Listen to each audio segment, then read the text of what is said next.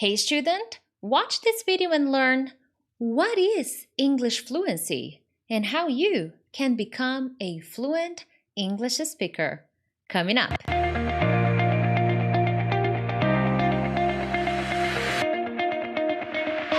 Hey friends, Teacher Prix here to help you talk to anyone, anywhere, anytime in English. First of all, thank you so much for joining me on another lesson. If it's your first time here, consider subscribing. From Monday to Friday, I post different kinds of English lessons to help you become a better and more confident English speaker. So consider subscribing. But let's dive into the content. Today I have a lot of information, so let's get straight to the content. What is English fluency and how you can become fluent? This is something that many English learners from all over the world ask me on videos, on Instagram, on Facebook, everywhere. And I understand your question. It's a relevant question. But first, I think it's important to understand what fluency is. And why do you need to understand that? I believe that it's important that you understand what English fluency is, because many English learners have the wrong understanding, the wrong definition of what being fluent means. And consequently, they believe they are very far away from achieving English fluency. And what happens? They lose motivation. Because they have the wrong definition of what English fluency is, they begin to lose momentum and motivation, and they don't dedicate themselves as much because they believe they're too far away. So that's why I'm making this video, because I believe it's important that you understand that, okay? I will give you some explanations of what I believe English fluency is, and then after that, I will give you some recommendations of how to achieve that, how to become a fluent speaker, okay?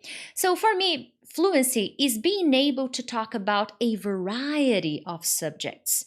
You don't need to be perfect, and many English learners associate the ability of talking about many things with perfection, with being advanced, proficiency. Yeah, no, not at all. It's just an ability to talk about different things, and it's an ability that you can develop. It's a strategy. Being able to talk about many things require the right study strategy. Anyone can do it. I do that. I teach my students how to do that. It's not magic. It's the right method. Okay, so a fluent speaker can communicate about different subjects. Okay, and one thing that I like to teach my students is they work around. To work around is you don't have the best solution, so you work around. You find a way to get the job done. And that's what being fluent means. You may not have the best phrasal verb or the best collocation or the best idiom. So what do?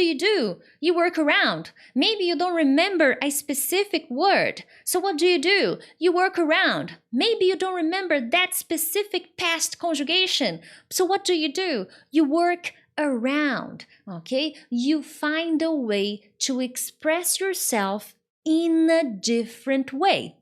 Many English learners see this as a weakness, a negative quality. And for me, this is amazing. If you have the ability to work around and find creative explanations for something you don't know how to explain the conventional way, congratulations, you are going the right direction, okay?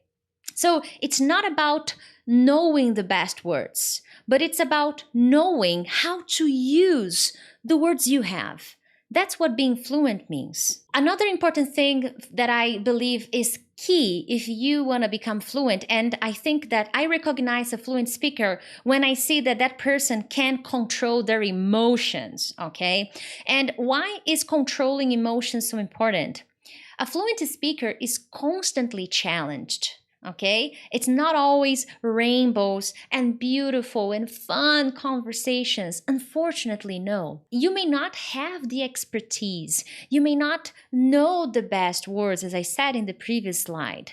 But it's how you deal with that situation. It's how you control your emotions. Because I'm sorry to tell you, but your emotion is your biggest enemy. If you don't know how to handle, how to manage your emotions, they will control you.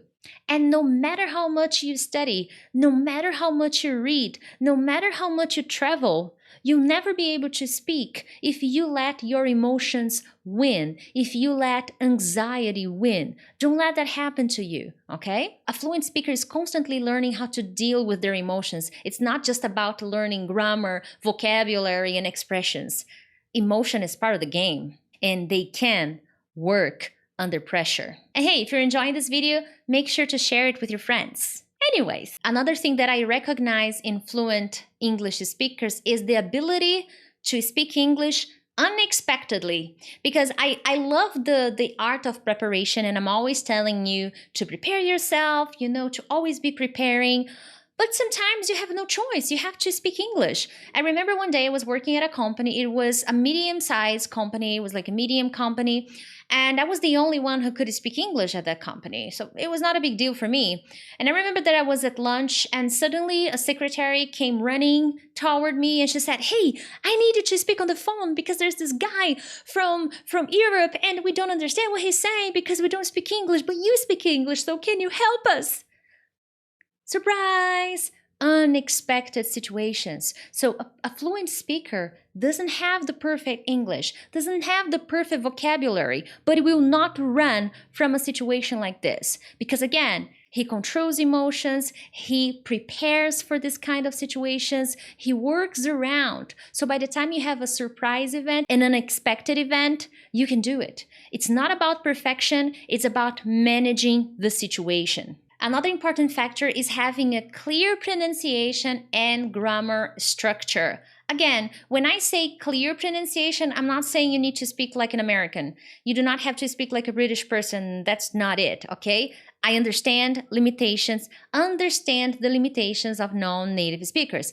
I am a non-native speaker. I will never talk like an American 100% because I'm not American, I'm Brazilian. So I recognize my limitations, but I'm always working on my pronunciation and on my grammar. And a fluent English speaker, someone who has achieved that level, understands that too and is constantly working on having a clear grammar and clear pronunciation. Okay? Because they want to be able to communicate. Communication has nothing to do with correction, but you need to have a clear pronunciation. Okay? There are some people I follow, for example, yesterday I talked about quotes and reading. There's this guy I follow who is Sadhguru. He's Indian and he doesn't have a perfect pronunciation, but he's clear. I can understand him. He's clear in his use of grammar, in his use of pronunciation. Now, is it the perfect American or British accent? Not at all, but I can understand. That's the goal of a fluent English speaker. And finally, a fluent English speaker needs to read, write, and listen. It's a combination of activities. It's not just about speaking and just practicing one skill or the other, but it's understanding that the combination of these skills that will help you become a better and more confident English speaker. That's what fluency means to me. It doesn't mean that you have all of this. It means that it's a journey. And in every step of your journey, you will learn how to master each aspect of English fluency, okay? Now, how can you become fluent? I think I've already talked a little bit about that. I have several videos about that. But I believe the first thing you need to understand is your limitations. If you are from India, you probably have a strong accent, so that's your limitation. You need to work on that, okay? You also have to work on vocabulary. People from Brazil have a lot of problems with grammar, so work on that, okay? So understand your limitations, because if you know what your limitations are, you can come up with a plan to work on these limitations, because that's what the journey is all about. Get more exposure. Read, listen, and watch as many different subjects as possible. YouTube is free. Watch as much as possible about different subjects. Get more exposure, okay? Develop the habit of thinking, writing, and reading in English. Not many English learners like to write or read or think in English, but believe me, habits take time to build, but these are the habits of successful English speakers. And I want you to become a successful English speaker, so develop the habit of practicing thinking, writing, and reading in English, okay? Study grammar consistently. Yes, I know, but I'm not talking about doing exercises, grammar exercises. No, I'm talking about studying grammar and applying it in your life, putting into practice, connecting to the real world. That's how you study grammar, Okay? 2 other recommendations and we finish this lesson. Develop the habit of recording yourself and listening to yourself. Many English learners have prejudice with recording themselves and listening to themselves in English. They don't see the big picture. They don't understand why that is important. But I definitely recommend, because our brain cannot tell the difference between reality and imagination.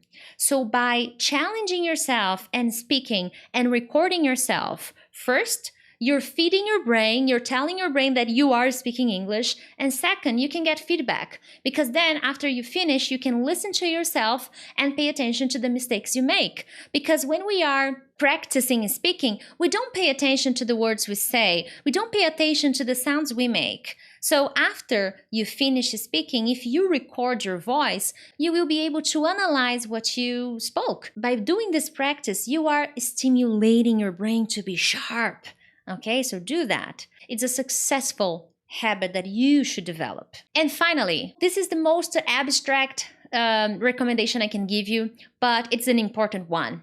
Follow someone you admire, okay? Or maybe more than one. Who is a native speaker? This person needs to be a native speaker. Watch that person, read that person's books, imitate the way that person speaks, because that's a very positive way. It's a positive association that you can establish with the English language. Today, many English learners have very negative associations with English. When they think of English, they just remember bad things. So start creating some positive associations. Bring positive things, positive habits that will make you feel good, but feel good in English. That's amazing for the brain. The brain will really feel more relaxed and more open to learning if you establish more positive associations, more positive connections with the English language. Other than that, my friends, if you enjoyed this lesson, make sure to share it with your friends and let me know your opinion here in the comments. What do you think people should do if they want to become fluent speakers? I want to know about you, okay? And if possible, hit the like button and share this lesson with your friends. Thank you so much, and I'll see you next time. Bye-bye.